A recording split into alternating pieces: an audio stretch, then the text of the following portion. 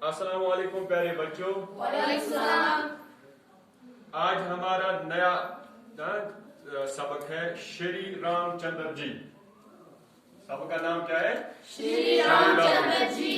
हम श्री उस शख्स के लिए लिखते हैं जिसको हम एहतराम से पुकारते हैं और मुज़क्कर हो। अगर मोनस हो तो उसके लिए हम श्रीमती क्या लिखते हैं? श्रीमती। सबक का नाम है श्री रामचंद्र जी। और पहला पैराग्राफ में हमने पढ़ा कि श्री रामचंद्र जी जो है ये हिंदुओं के अवतार हैं। क्या है?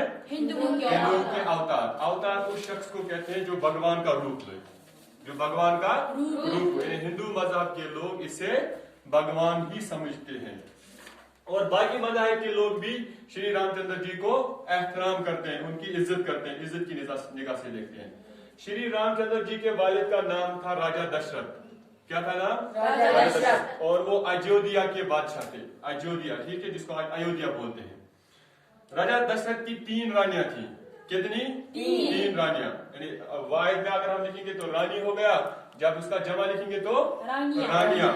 राजा दशरथ की 3 रानियां थी। एक का नाम था कौशल्या, दूसरी का नाम था कैकेयी और तीसरी का नाम क्या था? सुमित्रा।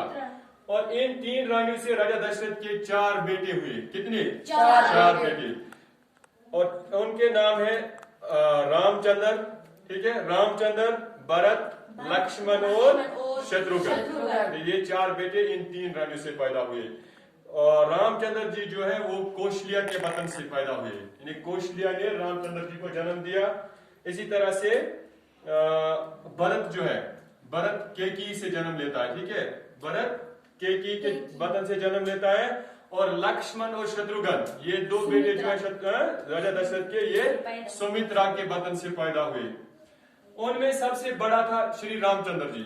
सबसे बड़ा बेटा कौन था? श्री रामचंद्र जी। और दस्तूर के मुताबिक, यानी रीति और रस्म रिवाज के मुताबिक, बादशाह का बड़ा बेटा बादशाह के बाद उसकी राज गद्दी पर बैठता है। या अगर जब बादशाह मर जाता है या अपनी उम्र में जब बुढ़ापे को पहुंचता है तो अपने बड़े बेटे को अपनी राजगद्दी सौंपता है।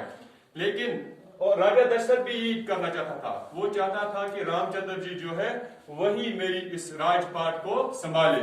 लेकिन जब इस बात का पता कैकेयी को हो जाता है, जब कैकेयी जो दूसरी रानी थी, जब उसको पता चलता है कि मेरा सौतेला बेटा, यानी दूसरी रानी से जन्मा हुआ बच्चा जिसका नाम रामचंद्र जी है, राजा दशरथ उसको बादशाह बनाना चाहता है, राजगद्दी उसको सौंपना चाहता था, वो इस बात से खफा हो गई, इस बात से नाराज हो गई। वो नहीं चाहती थी कि उसका सौतेला बेटा राजगद्दी पर काबिज हो जाए। वो चाहती कि उसका अपना बेटा भरत, उससे भरत ने जन्म लिया था, वो चाहती थी कि राजा भरत ही राजगद्दी को संभाले। और इस पैराग्राफ से हमें 2 सवाल के जवाब मिले। पहला सवाल है श्री रामचंद्र जी के वालिद का नाम लिखिए। श्री रामचंद्र जी के वालिद का नाम लिखिए। अभी हमने पढ़ा उनके वालिद का नाम क्या था? श्री रामचंद्र जी के वालिद का नाम राजा दशरथ था। राजा दशरथ था, यानी श्री रामचंद्र जी के वालिद का नाम राजा दशरथ था। इसी तरह दूसरा सवाल ये भी हमने पढ़ा, राजा दशरथ की रानियों के नाम बताइए। कौशल्या, राजा दशरथ की रानियों के नाम